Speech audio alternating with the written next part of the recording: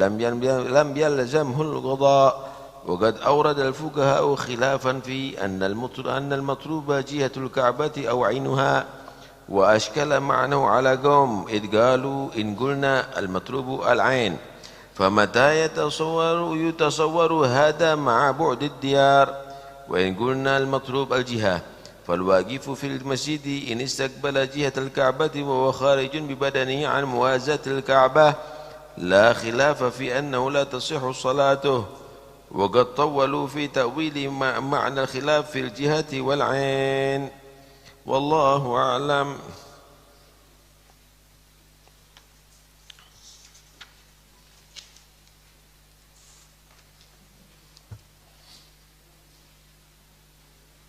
Bismillah walhamdulillah wassalatu wassalamu ala rasulillah Sayyidina Maulana Muhammad bin Abdullah wa ala alihi wa sahbihi wa man wala wa la hawla wa la quwwata illa billah. Hendaknya manusia tidak melakukan perjalanan atau bepergian kecuali untuk menambahi nilai agamanya dan takwanya. Jika dia dengan perginya dan musafirnya dia ternyata mengurangi kebersihan hati, mengurangi takwanya dia kepada Allah, maka hendaknya dia tetap aja ada di daerahnya. Musafir itu bukan untuk mengikuti hawa nafsu, tetapi untuk menambahi ilmu, untuk menambahi takwa kepada Allah Subhanahu wa ta'ala. Karena itu jangan niat untuk menuju satu tempat lebih besar daripada untuk kebaikan agama. Yang penting sampai ada di situ, bukan untuk agama saya lebih bagus apa enggak. Jadikan ukuran semuanya adalah agama. Boleh kamu menuju satu tempat, ke Jakarta, ke Jogja, kemana saja. Tapi niatkanlah bukan hanya karena ingin melihat pemandangan di tempat itu, percuma. Sama aja bumi Allah. Cari guru-guru yang bisa jadi panutan ada di daerah situ. Kamu datangi mereka untuk mengambil ilmu mereka, nasihat mereka, adab mereka. Tapi bukan untuk hanya sekedar ceritakan. Anak datang ke sana untuk anak ceritakan nanti. Untuk supaya menggambarkan, wah aku adalah orang yang punya sanad kepada syekh itu. Itu adalah tidak benar. Nah, jika kamu tinggal di satu daerah, jangan lebih daripada seminggu, maksimal 10 hari. Kecuali kalau guru yang kamu tuju tadi itu memerintahkan kamu untuk masih tetap tinggal di situ, berarti kamu akan mendapatkan perhatian khusus pada saat itu. Ketika sudah tinggal ada di daerah situ, janganlah kamu berkumpul kecuali kepada orang-orang yang soleh, orang-orang yang zuhud, orang-orang yang sadiqin. Maka perjalanan kamu akan menjadi perjalanan yang sangat penuh berkah, positif nilainya. Cari guru. Boleh juga berziarah, pergi ke satu tempat karena ziarah akhfillah, ziarah kepada sesama muslim, tujuan untuk kepada saudaranya dia. Maka jangan lebih daripada 3 hari. Karena itu adalah haddud diyafah. 3 hari itu adalah haddud diyafah. Kecuali kalau saudaranya senang, jangan pulang po, saya masih rindu, saya senang kamu datang, nggak apa-apa tambah. Nah, kalau sudah ketemu dengan si syekh, jangan langsung 10 hari, 1 hari, jangan lebih. Yom walailah. kecuali kalau si syekh tadi itu memerintahkan kamu untuk tinggal seminggu atau 10 hari. Kalau memang guru tadi itu tinggal kamu setahun di sini, nggak ada masalah, berarti setahun ada di situ. Semuanya dengan isyaratih. Nah,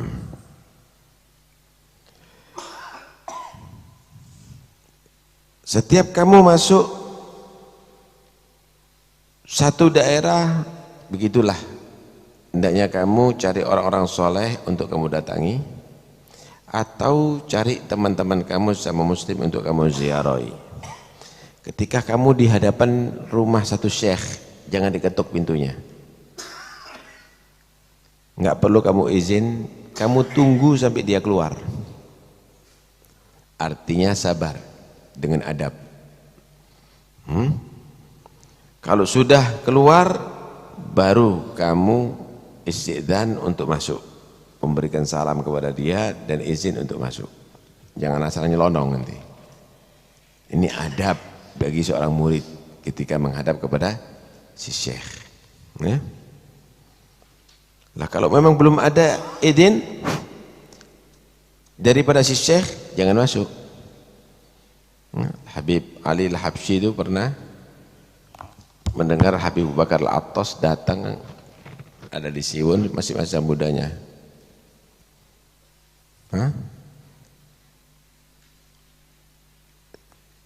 Habib Abu Bakar tahu Ali mau datang, tutup pintunya.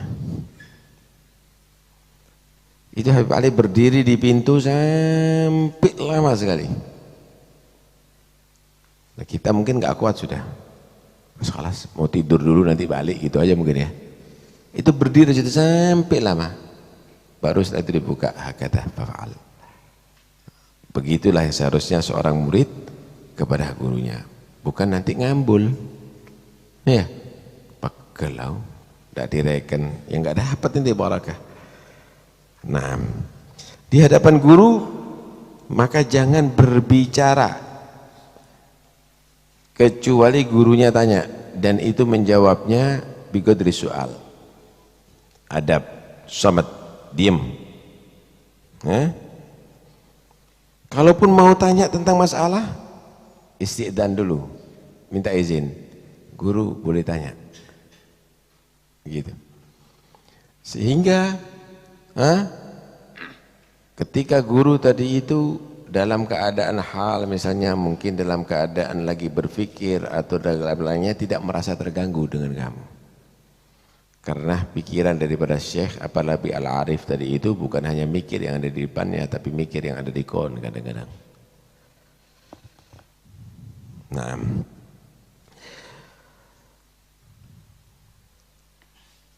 dalam musafir, jangan yang kamu ceritakan adalah makanan.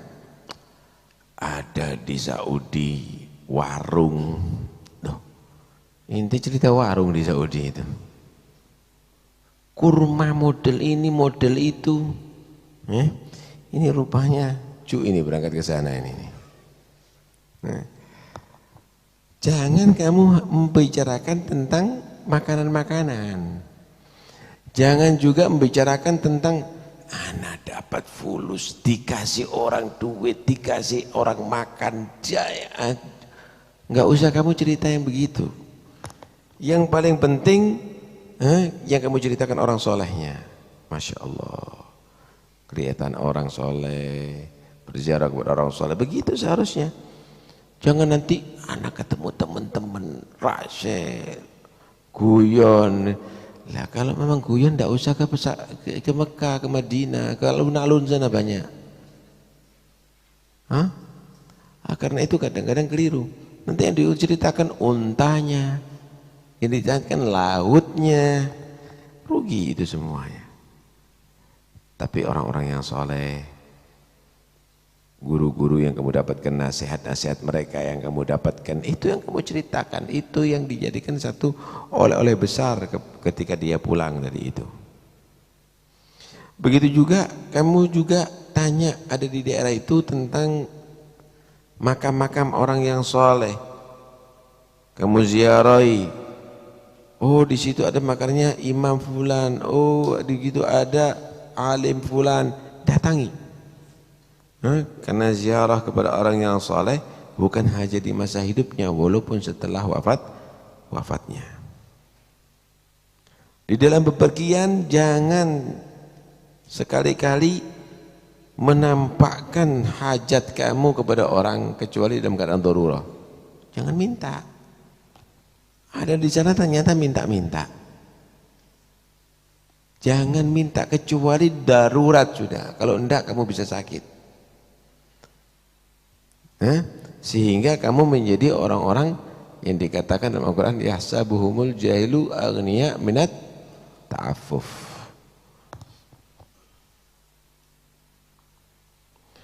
Dalam mulai berangkat sampai kamu di tempat itu sampai pulang selalulah lisan berzikir kepada Allah, baca Quran, berzikir. Tapi yang sekiranya yang lainnya nggak dengar, alhamdulillah, itu riya itu namanya itu. Ya, selalu kamu berzikir. Ya, kalau ada orang mengajak bicara kepada kamu, potong zikirnya. Ajak bicara. Ladeni dalam bicaranya, komunikasi yang benar. Kalau memang dia diam, kembali lagi berzikir kepada Allah Subhanahu wa ta'ala. Sehingga perjalanan kamu perjalanan berkah, selalu dalam taat kepada Allah Subhanahu wa ta'ala. Dan harus waspada nafsu kamu. Kapan nafsu kamu mengajak kamu musafir, jangan musafir itu. Kapan nafsu kamu malas untuk pergi, berangkat. Kenapa? Barakah itu ada di mukhalafatun nafas. Barakah itu adalah kalau kita menentang nafsu kita. Wa khalifin nafsa wa syaitana wa'sihima wa inhuma mahadhaka nusha fattahimi. Kadang-kadang bentuknya nasihat, ngajak nafsu itu. Ayo berangkat nanti. Biar dapat kamu itu dan ini, kamu harus melegakan diri kamu, itu harus tarwihun nafas, membuat diri kamu tadi itu bisa senang, bahagia, tentram itu dan ini. Kamu perlu, kamu seorang dai itu dan ini, ya. Ikuti nafsu buyar nanti. Jangan kamu bergerak, jangan kamu berucap, jangan kamu pergi kecuali karena ada tujuan yang baik, bukan karena kepuasan nafsu. Nah, di rumah ada orang tua yang dia bisa khidmat kepada orang tua, atau di daerahnya ada syekh yang bisa mengajari dia, yang bisa menambahi ilmu kepada dia. Dia musafir sengaja untuk menghindar dari orang tua. Kenapa? Bosan anak. Ya, kepingin rekreasi. Bilang sayang, masa setiap hari mijeti orang tua, ngeladeni orang tua, khidmat sama syekh misalnya. Nah, ini kufranun nikmah ini. Allah kasih nikmat tidak jauh-jauh, di situ ada ridha Allah, di situ ada orang yang bisa ambil berkahnya, tapi dia sengaja tinggal. Ini kufranun nikmah. Ini bagian mengkufuri nikmat Allah Subhanahu wa taala. Enggak ada yang lebih nikmat dari itu. Mau pergi kemana nanti cari ridha Allah kalau orang tua kamu tinggalkan? Ridha Allah fi ridhal walidain. Mau kemana lagi? Syekhnya sudah ada di daerahnya dia. Jangan keluar kecuali dengan ridha orang tua. Jangan keluar juga dengan kecuali dengan ridha syekhnya kamu. Begitu seharusnya. Ketahuilah kapan kamu tadi itu musafir, tapi kamu melihat nilai agama kamu semakin turun, kehilangan wirid, tidak ada tambah ilmu, hanya sekedar untuk hura-hura, bahwa safaruka ma'lul, perjalanan kamu itu semuanya tidak berguna, bahkan itu ada banyak ilahnya, banyak permasalahan ada di dalamnya, dan itu semuanya akan mengurangi prestasi kamu dalam takwa kepada Allah Subhanahu wa ta'ala. Mungkin kamu akan kembali ke pondok kamu nantinya, Mungkin kamu akan kembali kepada daerah kamu, ternyata kamu membawa sifat malas, sifat bosan, dan akhirnya terganggu semua prestasi unggul kamu tadi itu semuanya. Nah,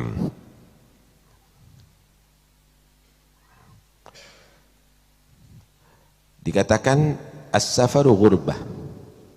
Safar itu menjadi orang asing. Orang kalau musafir menjadi orang asing karena meninggalkan daerahnya. Wal ghurbatu dhillah.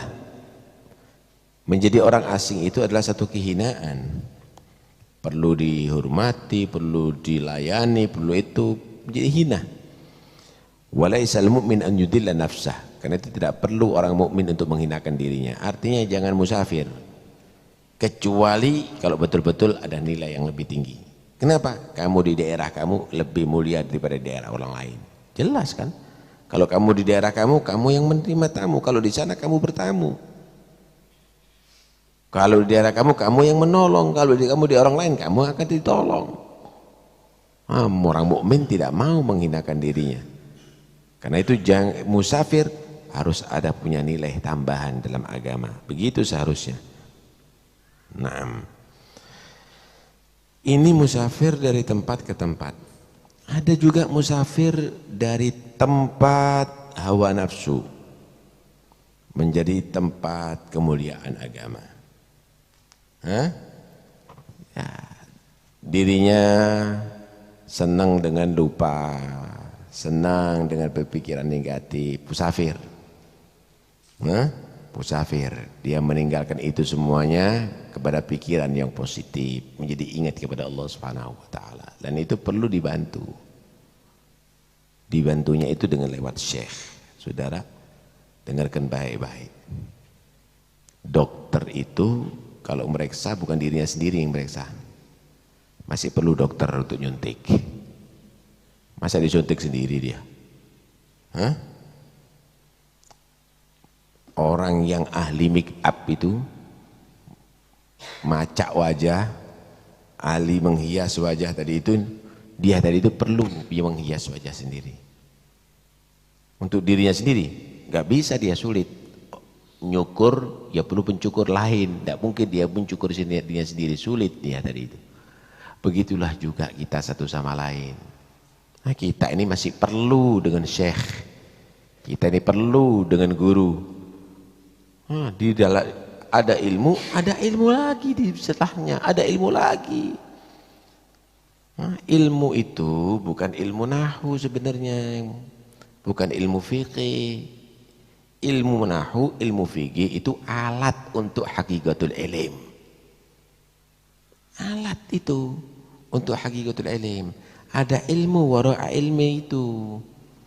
Karena itu perlu syekh lagi. Jangan kalau sudah apal fikih bisa nahwu, khalas. Berarti warathatul anbiya. Lu ada, itu alat itu cuma. Itu alat. Kasih gambaran ya. Ada alat mesin bajak apa? Sawah. Kamu diajari caranya bajak sawah. Ada alat, ada ilmu untuk memilih bibit. Ada, itu alat. Semuanya alat. Tapi kalau kamu tadi itu ada bibit nggak bisa nanam, atau nggak kamu tanam, bisa kira-kira akan menumbuhkan padi? Nggak bisa. Alatnya bisa, kamu nyetir alat mesin bajak bisa, tapi kamu tidak gunakan itu semuanya untuk mengerjakan sawah kamu, ya percuma.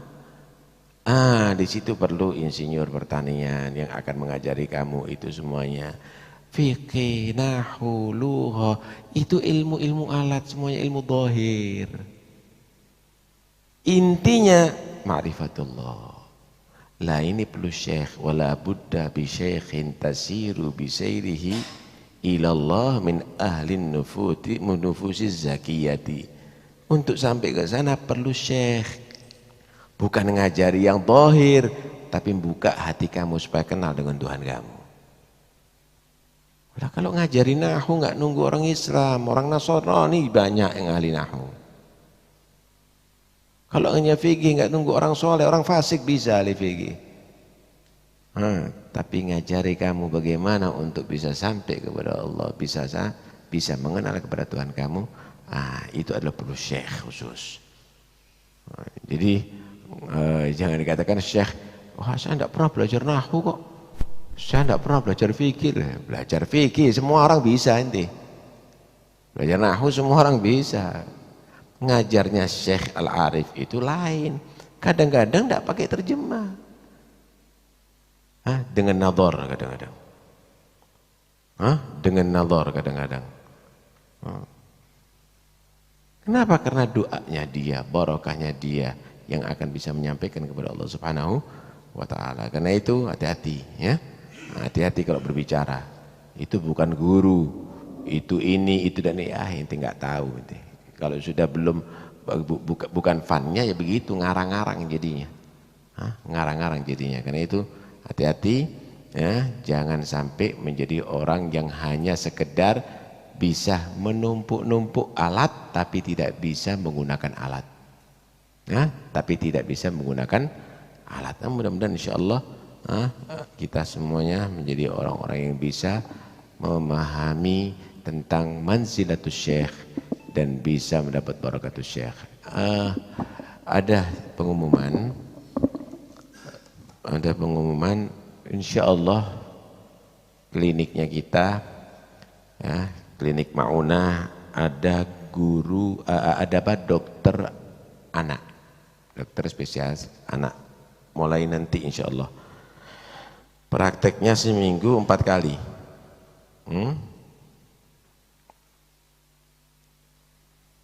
Penyakit anak, tumbuh kembang anak, gizi anak, imunisasi anak. Prakteknya berapa kali nih? Dokter Sinta ya. Setiap hari Senin, Selasa, Rabu, Kamis. Jam 3 sore sampai jam 5 sore. Ya, jam 3 sore sampai jam 5 sore. Mulai nanti hari Rabu ini dimulai, Senin sampai Kamis ya, akan ada dokter anak. Mudah-mudahan insyaallah semakin maju insyaallah ya. Maunah kita buat bukan untuk numpuk-numpuk harta, tapi menjadi satu tempat kesehatan bagi umat Islam dan yang mampu bayar untuk membantu yang tidak mampu nantinya ya, untuk menjadi dapat 2, berobat dengan secara medis, berobat dengan lewat sedekah. Dawu mardakun bersedekah, dan itu insyaallah akan didapatkan kepada yang semua berobat ada di sana. 1% pun tidak ada milik pribadi, 1% pun tidak ada milik pribadi, tapi itu semuanya adalah untuk insyaallah untuk muslimin insyaallah biqautillah. Allah alam ya Allah. Bismillah.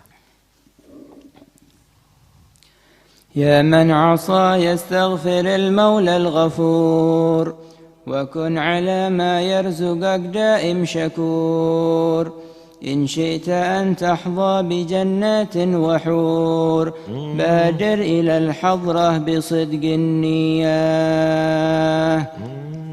بالسيدة أم البتول الطاهرة ذي هي وسيلتنا هنا والآخرة بعد النبي دارت عليها الدائرة أم البتول البضعة المرضية بهود ذي قد حل بأسفل حضرموت عينات فيها السر يقضي في البيوت تريم فيها الأولياء مثل النبوت سيبون دائم بالعلوم سخية شيبام قد شيدت أركانها بالبحر وأحمد بن عمر سلطانها وفي المسيلة والغرف برهانها والخالع فيها الخلعة المسبية والجابري والهرمزي والباوزير والحازم فيها الكانز والعود الكثير والأولياء في كون ربي شيء كثير مقدر على التعداد بالكلية. مولى حريضة عنده المرعى فلي، يا شيخنا العطاس يا البحر الملي، وعاد في الغيوان سيدنا علي، يا صاحبي زرهم بصدق النية. والشيخ بالوعار في أم الهجر، فيها يقولون 1000 واصل أو كثر، مثل العمود ذي بقيدون اشتهر، شيخ الشيوخ السادة الصوفية. والشيخ باجمال قطب العارفين، والأولياء دائم ببابه واقفين، واصحابه عنده بقبره حافين، عالي العمود حي تلك الفية. بسيد الهدار بن فخر الوجود، واقصد إله دون قل يا ولد هود، والشيخ ناجه ذاك من أهل الشهود، والشيخ فارس بلدته محمية. واحنا في القارة على رأس الجبل، بين الحبيب البار والشيخ الأجل، عسى لنا نظرة قريبة في عجل، تعمنا واحبابنا الكلية. وفي القرين 2 في القبة قرن، البار وأصحابه وأحمد بن حسن، مولى العطية والولي ساكن عدن، حامل لواء الخرقة الغربية. والشيخ بحر النور يوسف بن حمد، تجري لنا منه السواقي بالمدد، والشيخ بازرعه لنا خال وجد، وفي الرشيد السادة الحبشية. وشيخنا باراس في الصف الثخين، والعارض حاوي بالعباد الصالحين، والشيخ باسودان قطب الراسخين، وبلادهم بأسرارهم محمية. حبيبنا مولى جلاجل قد نزل، والبا معلم كلهم خذهم جمل، والشيخ عبد الله ذي في القار انحل، وفي زمانه صاحب القطبية. والشيخ أحمد ابن عبد القادري، وبا علي عبد الرحيم الصابري، والشيخ أحمد ذي المقام الباهري، شيخ الرجال السادة السندية. والباعش أهل الصعيد المعتلي، والراق دائم بالمشايخ ممتلي، والصافي الوافي كذا بالشحبلي، وفي الكثير السادة البيتية. اللهم صل أفضل صلاة على أسعد مخلوقاتك سيدنا محمد، عدد معلوماتك ومداد كلماتك، كلما ذكرك وذكر الذاكرون. اللهم صل أفضل صلاة على أسعد مخلوقاتك سيدنا محمد، عدد معلوماتك ومداد كلماتك، كلما ذكرك وغفل عن ذكرك وذكره الغافلون. اللهم صل أفضل صلاة على أسعد مخلوقاتك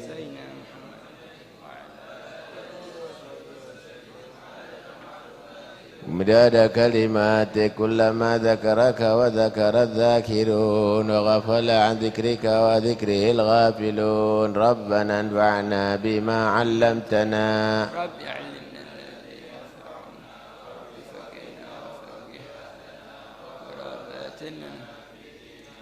مع القتر أنثى وذكر. رب وفقنا ووفقهم لما ترتضي قولا وفعلا كرما، وارزق الكل حلالا دائما،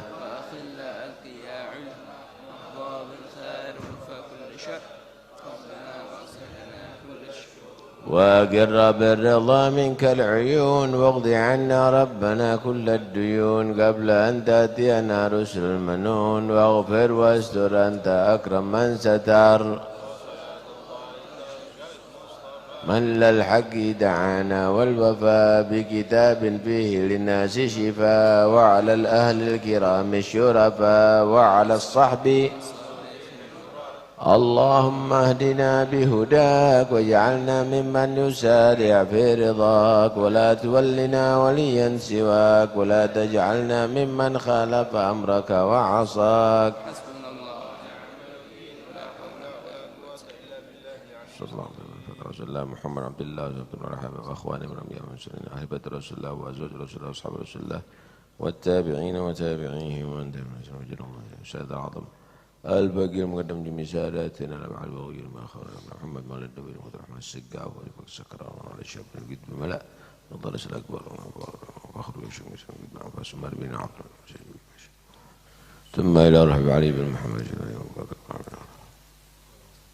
وقادر بن احمد ووليك بن حمد رواح من مشرق حجة الاسلام بحامد محمد الغزالي صلى الله عليه وسلم جعفر وسلم ومن حضر في هذه المجلس سابقا ولاحقا والدين وليكم وواتنا وواتكم ووات المسلمين الله تشرف مغفرة بركاتهم واسرارهم وان الله سبحانه وتعالى من علم تكرمت من عندك من الدين وقبلنا متنبل ورحمة الله بركاته يا رب العالمين والآمال فوق الآمال جعلنا إياكم من كل رجال بسنة محمد واكتب بركنا في الأهل والمال والعيال وارزقنا وإياكم طول العمر وحسن خاتمة انقضاء الآجال ويحفظ علينا على المسلمين الإسلام إيمان وحين عليما توفنا عليما بعد أمور طويل بطاعة العافية جمل بارخ ويغفر الوالدين ولكم واتنا وواتكم ووات المسلمين بل ما أخبرنا ما يسرهم بل ما أخبرنا ما يسؤهم واجعلنا يا رب العالمين من الصالحين واكتبنا وإياكم في الدين الصالحين وابتنا وإياكم ثواب الصالحين واجعلنا ويحفظنا وإياكم الشياطين واجعلنا وإياكم من فتنة هذه الدنيا السالمين وفي أمور أخرى الظافرين وعلى هديني أكمل صالحا ومصرف الآباء ومن أبا صالحون ومن أصحاب الوقت يوم الزمن من الساعة من نسبنا وإنا حبا قصر قصرنا وطلب طلبنا وإلى حضرة النبي محمد صلى الله عليه وسلم الفاتحة بسم الله الرحمن الرحيم إياك نعبد وإياك نستعين آمين آمين